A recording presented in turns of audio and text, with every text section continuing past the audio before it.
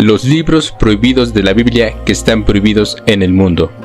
La Biblia, o las Sagradas Escrituras como la llaman, es un libro que está compuesto por muchos otros libros, dividido entre Antiguo y Nuevo Testamento. Sin embargo, estos textos han pasado por una serie de adaptaciones, que es la palabra más elegante para referirse a modificaciones. En este caso, así que, ¿quisieras saber cuáles son los libros de la Biblia que están prohibidos? Entonces no te despegues de tu pantalla. No olvides suscribirte, dejar tu like y activar la campanita de notificaciones. Los deuterocanónicos son textos y pasajes del Antiguo Testamento, considerados por la Iglesia Católica e Iglesia Ortodoxa como canónicos, es decir, libros que no son aceptados por la Iglesia y otras confesiones cristianas, como texto sagrado de inspiración divina.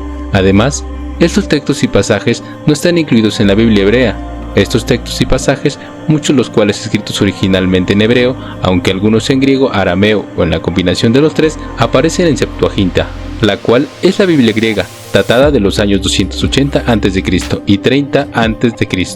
El texto utilizado por las comunidades judías e israelitas de todo el mundo antiguo, más allá de Judea, y luego por la iglesia cristiana primitiva, de habla y cultura griega. Aunque los deuterocanónicos no forman parte del canon judío, muchos son mencionados o interpretados en el Talmud, o recogidos como tradiciones a la ley oral. Algunos, como Mocabedos, contienen relatos que se consideran importantes dentro de la tradición judía. Aún así, hay libros y pasajes que la Iglesia Católica prohíbe leer, y también están prohibidos leer en cualquier parte del mundo.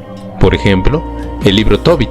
El libro Tobit, también llamado libro de Tobías, es una antigua obra literaria hebrea incluida en la Septuaginta, comúnmente aceptada por las comunidades judías de la diáspora, pero luego considerada como un texto apócrifo por el judaísmo rabínico, el judaísmo caraita, el judaísmo mesiánico y por los cristianos protestantes. Sin embargo, este libro es aceptado como canónico por los católicos, ortodoxos y ortodoxos orientales. No está claro quién es el autor de Tobit, apenas de que se trataba de un judío versando la historia en la ciencia de Dios, y que posiblemente haya vivido en tiempos de diáspora.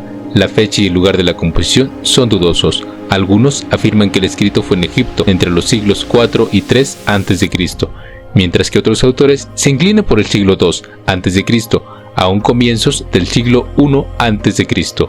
En Judea, su idioma original, como el de todos los libros de este periodo, parece ser, según el análisis de la mayoría de los expertos, el arameo. Posteriormente habría sido traducido al hebreo y al griego, aunque es posible un original hebreo. San Agustín y el Papa Inocencio I consideraron que formaba parte del canon del Antiguo Testamento. Anastasio escribe que aunque este, junto con otros tres deuterocanónicos, no forman parte del canon. Epifanio de Salamina menciona que era una disputa canónica. Según el monje Rufino de Aquilea, no era llamado un libro canónico, sino eclesiástico. El libro de Tobit fue catalogado como canónico por el Concilio de Roma, el Sínodo de Hipona, el Concilio de Cartago, el Concilio de Florencia y el Concilio de Trento. Los judíos actuales no lo consideran parte del Tanaj, aunque sí un escrito israelita ancestral con muy buenos valores. Por este motivo, su canonicidad ha sido impugnada a través de los siglos por algunos grupos del cristianismo. Otro libro prohibido para leer y que es canon es el libro Judith. Este libro es una antigua obra literaria hebrea que forma parte del canon hebreo. La Iglesia Católica y la Iglesia Ortodoxa, al estar incluido en la Septuaginta, no lo consideran canon. Las iglesias reformadas lo consideran apócrifo. No se conoce con exactitud la fecha del libro. La hipótesis más acertada es que fue compuesto en tiempos de Macabeos, a mediados del siglo II a.C. El autor o autores del libro Judith son desconocidos a día de hoy. Anastasio y Rufino de Aquilea menciona que Judith, mientras que no es parte del canon, fue designado por otros padres para ser leído. San Agustín escribe en su libro sobre la doctrina cristiana que este es un libro canónico.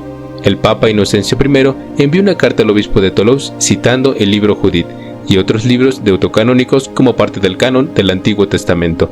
El Concilio de Roma, el Concilio de Hipona, según el Concilio de Cartago, el Concilio de Florencia y finalmente el Concilio de Trento confirmó la decisión de previos concilios, listando todos los libros deuterocanónicos, incluido el libro Judith, como libros canónicos.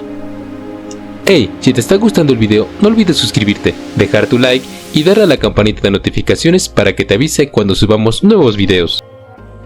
El libro de la sabiduría o libro de Salomón también está prohibido de leer. Este es un libro bíblico del Antiguo Testamento. No está incluido en el Tanaj judío, hebreo, arameo, pero distintas facciones y expresiones del cristianismo histórico lo incluyen en sus Biblias. entre los llamados deuterocanónicos, en tanto los grupos protestantes y los grupos cristianos lo excluyen de sus Biblias, así como los grupos deuterocanónicos, a los cuales consideraron como apócrifos. El autor de este libro ha sido un convencido israelita piadoso, profundo conocedor de los textos sagrados, la historia y las costumbres propias de su pueblo. Reproduce de una forma fiel y minuciosa los usos y costumbres propios de la liturgia de cultos paganos de la cultura egipcia, a los cuales reprueba y considera no actos religiosos, sino tan solo prácticas idolatras y supersticiosas.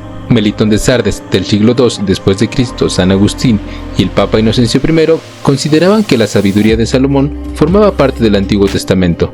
Anastasio escribe que el libro de la sabiduría, junto con otros 3 libros deuterocanónicos, aunque no forman parte del canon, fueron designados por los padres para ser leídos. Epifanio de Salamina menciona que la sabiduría de Salomón era una disputa canónica. Según el monje Rufino de Alquelea, el libro de la sabiduría no era llamado libro canónico, sino libro eclesiástico. El libro de la sabiduría fue catalogado como canónico por el Concilio de Roma, el Concilio de Hipona, el Concilio de Cartago, el Concilio de Florencia y el Concilio de Trento. El libro de la sabiduría de Jesús, hijo de Sirat, también está prohibido leer en el mundo. Este es uno de los libros deuterocanónicos sapientes del Antiguo Testamento, común y familiarmente llamado Siracida o bien Siracides. La tradición latina lo ha llamado libro eclesiástico. No debe confundirse con el Eclesiastés, el cual es otro libro sapiental del Antiguo Testamento. Tampoco debe confundirse con la expresión de libros eclesiásticos, usada por los antiguos autores para referirse a los deuterocanónicos o al conjunto de escritos según el canon que se lee en las iglesias. El eclesiástico es un libro deuterocanónico, es decir, que forma parte del canon de las iglesias cristianas ortodoxas, orientales y de la católica, pero no de las protestantes. En las Biblias católicas se suelen ubicar al final de las series de textos y escritos sapientes, después de la sabiduría y antes de la serie de los libros proféticos, es decir, antes de Isaías. Los judíos contemporáneos no lo incluyen en el Tajat, aunque hay pruebas que por lo menos algunos grupos de judíos contemporáneos a Jesús lo incluirían en los escritos hagiógrafos, es decir, la tercera sección del Tajat. Fue citado en algunos escritos del cristianismo primitivo. Hay afirmaciones de que cita en la Epístola a Santiago y también en los canónicos Didache y Epístola de Bernabé.